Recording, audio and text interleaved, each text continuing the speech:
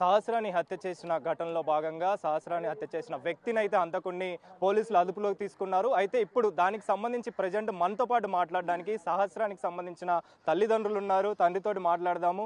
అన్న చెప్పండి, మీరు గత 5 రోజుల నుంచి కూడా సహస్రాన్ని హత్య చేసిన హంతకుడిని పట్టుకున్న సిచ్యువేషన్ కనిపించలేదు. నిన్న పట్టుకున్నారు. దానికి సంబంధించిన వివరాల్లోకి వెళ్తే హంతకుడు పక్కనే ఉన్న బిల్డింగ్లో ఉన్న వ్యక్తి ఒక మైనర్ బాలుడు. మీరు ఏం చెప్తారు దీనికి సంబంధించి? అతను మైనర్ బాలుడు అయితే కాడు 100%. ఎందుకంటే ఫ్రీ ప్లాన్గా మర్డర్ చేశాడు.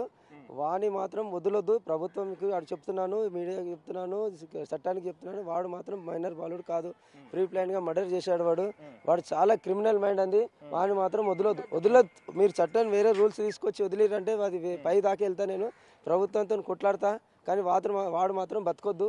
వాణి మాత్రం ఎక్కడ చంపాడో అక్కడ పెట్రోల్ వేసి తగలబెట్టాలి. మీరు తగలబెడితేనే నాకు న్యాయం జరుగుతుంది, నాకు కడుపు మంట చల్లారుతుంది. లేక మాత్రం బాగుండదు. ఇది చాలా పైదాకా తీసుకెళ్తాను నేనైతే. దీనికి ఇంకా ఏం చెప్పదలుచుకుంటలేను. ఇప్పుడు ఈ బాలుడి విషయానికి వస్తే పక్కనే బిల్డింగ్ లో దాదాపు కొన్ని సంవత్సరాల నుంచి కూడా ఉంటున్నాడు. మీకు పరిచయం ఉందా? ఇతను తెలుసా మీకు? ఏ విధంగా తెలుస్తాయి? పరిచయం అంటే పక్కకున్నాడు కాబట్టి తెలుసు. చూస్తుంటారు రోడ్ల మీద కింద. కానీ వాళ్ళ ఇంట్లో జొర్రి మాత్రం చూడాలేమో కదా. రోడ్డు మీద కనిపిస్తే స్కూల్ వెళ్తున్నావా లేదని మా బాబుతోని క్రికెట్ ఆడతాడు వాడు. అంతే. దాని విషయంలోనే తెలుసు. కానీ వేరే విషయంలో నాకు తెలియదు. వాడు ఎవడో, వాడు ఎక్కడున్నాడో, వాడు ఎవరిని పుట్టిండో, వాళ్ళ తల్లిలు ఎంతమందో, తండ్రులు ఎంతమందో నాకు తెలియదు. వాడంత పెద్ద క్రిమినల్ మైండ్ ఉందంటే వాడు ఎవడో మనకు తెలియదు అసలు. తను ప్రీ ప్లాన్డ్ గా దొంగతనం చేయాలని చెప్పేసి ఒక లెటర్ మీద రాసుకున్నాడు. ఎలా చేయాలని చెప్పేసి కూడా డీటెయిల్స్ రాసుకుని ఆ తర్వాత దాడికి పాల్పడ్డాడు. ఇవన్నీ ఘటనలు చూస్తే మీరు ఏం చెప్తారు దీనికి సంబంధించి? అంటే సహస్రాన్ని చంపాల్సిన అవసరం ఏమొచ్చింది అతనికి? దాని గురించి మీరేం మాట్లాడతారు? మీ ఇంట్లో తను ఏం దొంగతనం చేసేయడానికి వచ్చినట్టు కూడా మీరు చెప్తారు. దొంగతనం అంటే నాకు మా పాప అయితే ఏం చేయలేదు. మా పాపని చంపిండు వాడు. దొంగతనం అంటే ఎన్ని దొంగతనాలు చేసిండో నాకు తెలియదు. ఎన్ని దొంగతనాలు చేసిండో నాకు తెలియదు. మా పాపని చంపిండు. మా పాపకు న్యాయం జరగాలి, నాకు న్యాయం జరగాలి. నా కడుపు అంటే చల్లారాలంటే ప్రభుత్వం ఒక నిర్ణయం వాడిని చంపాలంతే. అంటే మీరు చెప్తున్నట్టు మీరు శిక్షించాలని చెప్పేసి మాట్లాడుతున్నారు. అంటే గత 4 రోజుల నుంచి కూడా బాబుకు సంబంధించి బాబు అక్కడే ఉన్నాడు. హత్య చేసిన వ్యక్తి 4 రోజులు కూడా మీతో పాటే తిరుగుతున్నాడు. పోలీసుల దగ్గర కూడా కనిపించిన పరిస్థితి. కానీ అలాంటి పరిస్థితుల్లో ఎక్కడ కూడా అనుమానం కలగలేదా? దానికి సంబంధించి మీరేం మాట్లాడతారు? అంటే పోలీసులకి అనుమానం కలిగించిన విధంగా అతను వ్యవహరించాడంటే తన యొక్క మెంటాలిటీ ఎలా ఉంది, క్రిమినల్ మైండ్ ఎలా ఉందంటే మీరేం మాట్లాడతారు? వాడు ఒక పెద్ద దొంగ సార్. దొంగ వాడు క్రైమ్ ఆడు. వాడు చిన్న పిల్లోడు కాదు.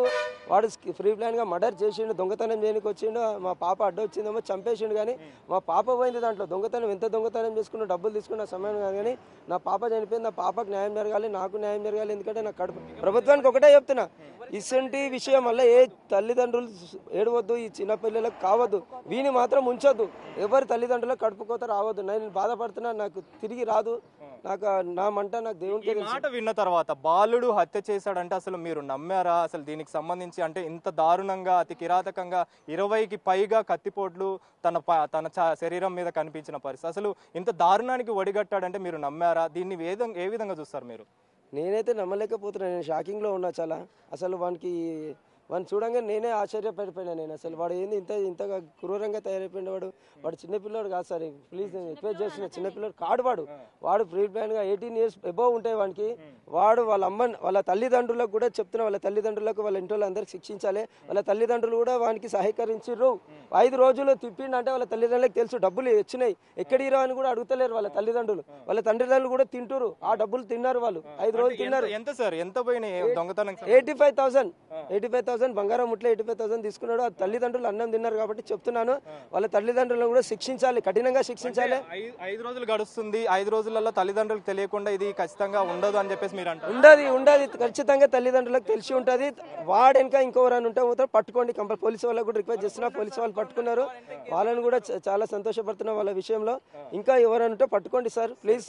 ఇంకొక విషయం ఏంటి అని అంటే బర్త్డే సెలబ్రేషన్స్ లో కూడా ఈ బాబు పాల్గొన్నట్టుగా కూడా తెలుస్తుంది. మీ బాబుతోనే కలిసి అదే స్కూల్లో చదువుతున్నాడు. సో బాబు స్కూలే అదే క్లాస్, అది కాదు 10th క్లాస్, తాను అదే స్కూల్లో చదువుతున్నాడు. Second class. మా బాబు సెకండ్ క్లాస్. ఒకటే గల్లీలో ఉంటారు కాబట్టి పక్క బిల్డింగ్ లో కాబట్టి క్రికెట్ ఆడడం దానివల్ల వాడు బర్త్డే పార్టీలు అంటే వాడు వెళ్తుంటాడు. వాడు ఫ్రెండ్స్ తొలక రావాలనే ఆశతో తొలకొచ్చింది తప్ప వేరే ఉద్దేశం లేదు. ఎందుకంటే వాడు తెలియదు పిల్లోడాడు, వాడు ఇంట్లోకి వచ్చి అన్ని చూసుకుంటుండంటే ఎవరు గుర్తుపడతాడండి? ఆ టైంలో ఎవరు గుర్తుపడతారు చెప్పండి? దీన్ని బట్టి మనకు అర్థమవుతుంది మీ ఇంటిని ఎగ్జాక్ట్ గా అబ్జర్వ్ చేశాడు, అబ్జర్వ్ చేసి దాని తర్వాత లెటర్ రాసుకోవడము ఏంటి అనేది. అది మాకు తెలియదు. డబ్బులు ఎక్కడ పెట్టడం జరిగింది దీనికి? అంటే మేము అల్మారీలో పెట్టుకుంటాం కానీ బయట ఇట్లా విచ్చల పడేయం కదా, డబ్బులు అల్మారీలోనే పెట్టుకుంటాం. వాడు మా ఫ్రెండ్ మా అబ్బాయితో ఎప్పుడు ఇంటికి వచ్చిండో ఎప్పుడు చూసిండో నాకు తెలియదు, కానీ వాడు మాత్రం మైనర్ బాలుడు కాదు. ప్లీజ్ చెప్తున్నాను, వాడు మెచ్యూరిటీ మైండ్ అంది. వాడిని మాత్రం శిక్షించాలి, వాళ్ళ తల్లిదండ్రులను కూడా శిక్షించాలి, కఠినంగా శిక్షించాలి. తల్లిదండ్రుల ప్రమేయం ఉన్నది దాంట్లో. ఎప్పుడైనా కానీ మీరు తల్లిదండ్రులతోటి ఎప్పుడైనా మాట్లాడడం కానీ ఏ విషయమైనా? లేదండి, వాళ్ళ తండ్రిని ఇంతవరకు చూడలే, నేనైతే తండ్రిని చూడలేదు, వాళ్ళ తల్లితో ఎప్పుడు మాట్లాడలేదు. ఏమున్నా వాళ్ళ చిన్న సిస్టర్ శాంతి అనుకుంది, పైనుంచి హాయ్ అంటే హాయ్ అంకుల్ అంటే హాయ్ నేను వెళ్ళిపోతా తప్ప వేరే మాటలు లేవు వాళ్ళతో, అంతే.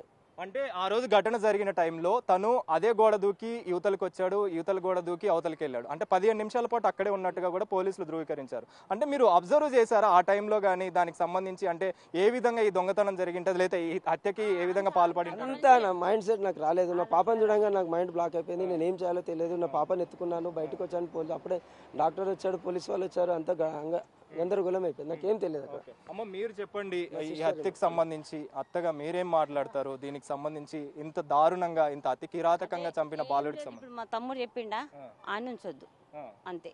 ఆడు చిన్న పిల్లగాడైతే కాడు, ఆడు మంచిగా ప్రిఫర్ అయ్యి వచ్చి నా కోడల్ని చనిపోయింది. మేము సంవత్సరానికి ఒకసారి మా తమ్ముడి దగ్గర రాము, అక్కడ ఏమైతుందో ఎవరు ఉంటారో మాకు తెలియదు. ఆ పాప మొన్న మా పెళ్లిలా ఒక నెల ఉన్నది అంతే. అదే మేనత్తల దగ్గర కూడా ఉంచలేడు, అల్లరి ముద్దుగా పెంచుకున్నాడు మా తమ్ముడు. ఆని మాత్రం ఉంచొద్దు. తల్లిదండ్రులు చెప్తున్న వర్షన్ ప్రకారము కూతుర్ని ఎప్పుడు కూడా ఒక్కదాన్నే వదిలిపెట్టి కూడా వెళ్ళిన రోజు వెళ్తుంటారు. కష్టం చేసుకుర్రు, ఏ ఆస్తి లేదు, వచ్చి చిన్నగా ఉన్నప్పటి నుంచి పెద్దగా అయ్యిండు. కష్టం చేసుకొని ఇద్దరు, మా అమ్మ చనిపోయినాక తమ్ముడిని పెళ్ళైంది, ఇద్దరు పిల్లలు పుట్టి అల్లరి ముద్దుగా పెంచుకున్నాడు. మాకు కూడా ఆశపడలేడు, రూపాయి ఇవ్వమని కూడా అనలేడు. ఒకడు వాళ్ళ అన్నున్నాడు, ఇప్పుడు మా అన్న మా పెద్దన్న, వాళ్ళకు కూడా ఆశపడకుండా ఇద్దరు పిల్లల్ని మాకు ఇవ్వకుండా నడుపుకున్నాడు. అట్లాంటి పిల్లల్ని నరికేసి అన్నప్పుడు ఆడు ఉండదు, ఆడు మైనర్ కాడు, ఆడు వయసు పిల్లగాడే ఉన్నాడు. అని అమ్మ కళ్ళ ముంగట ఏమన్నా చేయాలి. పిల్లగాడిని ఖచ్చితంగా శిక్షించాలి. వాడిని ఇంక ఇట్లనే మనకి వీడున్నాడు, ఏజ్ కాలేదని తెలిసి పెడితే ఇంకా వాడు ఇంకా వేరే వాళ్ళకు కూడాను వాడు ఇట్లాంటివి చేస్తాడు. నాకేం చేయలేదు, ఇంత పెద్ద చేసినా కూడా వాడు ఏం చేయలేదు అనేసి ఇంకా చేసే అవకాశాలు ఉన్నాయి. 5 రోజుల పాటు అనుమానం రాకుండా తిరిగాడు. ఆ తర్వాత తను ప్రీ ప్లాన్డ్ గా కొన్ని రాసుకున్నాడు. అంటే ఓటీటీ ప్లాట్ఫామ్స్ కావచ్చు, వీడియోస్ చూసి కావచ్చు, ఇవన్నీ కూడా ప్రీ ప్లాన్డ్ గా చేసుకున్నాడు. ఆ ఏజ్ లో వాడు చేసి కూడాను స్నానం చేసుకుని వచ్చి మళ్ళీ యథావిధిగా వచ్చి వాడు మీ పాప 4 సార్లు అరిచింది డాడీ అని అంటే వాడు ఎంత ధైర్యం ఉంటుంది. మీ దగ్గరకు వచ్చి చెప్పడం జరిగింది. మా బామర్దికి కృష్ణకు వచ్చి చెప్పిండు. అంటే ఇట్లా నమ్ముతారు సార్, అంత ఆనందం రాకుండా ఇట్లా ముఖంలో కూడా ఎంత భయం లేకుండా వచ్చి చెప్పిండు. వానికి ఎట్లా అనుమానం పట్టాలి, అట్లా జరిగింది సార్. ఏం చెప్తారు మరి చివరికి, ఏం చెప్తారు ఇంతటి దారుణానికి తగ్గబడ్డా? మా పాప పోయింది కానీ ఇక ముందు ఎవరికి ఇట్లాంటి సంఘటన జరగకుండా వానికి కఠినంగా శిక్షించాలి. మా పాపకి అది మీ దాన్ని బట్టి ఉంటది, వదలడా మరి ఇంకొక పాప కూడా జరగచ్చు, రేపు పొద్దుగాల జరుగుతుంది కదండి. మరి అతన్ని మాత్రం వదలొద్దు. గవర్నమెంట్ ఎట్లా శిక్షించిందో మాకు తెలియాలి. అతను వదిలిండ్రు అనుకో చంపాలి కంపల్సరీ. మా పాప ఎట్లా చనిపోయిందో వాడు కూడా అట్లా ఆ తల్లిదండ్రులు కూడా చాలా శ్రోకించాలి. మా పాప చాలా ఘోరంగా చనిపోయింది సార్, మాకు చాలా ఇబ్బంది ఉంది. ఆ పిల్లని చూసి మేము షాక్ అయిపోయినాం, చాలా షాక్ అయిపోయినాం. మాకు కంపల్సరీ అప్పుడు చనిపోవాలి, మాకు అదొకటే తలిగింది సార్. మేము మర్చిపోలేకపోతున్నాం. నా చిన్న కోడలు ఎంత మేము చేసుకున్నామో మాకు తెలుసు. నా కడుపు కోత మిగిలిచ్చిండు, వాళ్ళకు కూడా కడుపు కోత మిగిలాలి. అంటే అమ్మ మీతోటి ఎలా ఉండేది సహస్రని విషయానికి వస్తే? అసలు నా తమ్ముని బిడ్డ సార్, చాలా మంచిగా ఉంటుంది. ఎంతటి దారుణంగా కలగనలేము సార్, మేము అసలు అనుకోలేము. మా వార్త తెలియంగానే పడుకుంటే లేసుకుంటూ వచ్చిన సార్, మాకు అసలు ఏది తెలియదు ఎలా ఉంటుందో మాకు చాలా. మేము ఇప్పటికి కళ్ళకెళ్ళి పోతలేదు సార్, షాకులు ఉన్నాం మేము. ఎందుకు చంపిండ్రు అనే బాధ మాకు అర్థం అవుతలేదు. వాడు అనుమానం రాకుండా ఎందుకు చంపిండు, ఏ విధంగా చంపిండు, అంత కక్ష ఏమది అది అర్థం కాలేదు మాకు ఇప్పటిదాకా. ఆ పిల్లగాడు దొరికిన దాకా అర్థం కాలేదండి.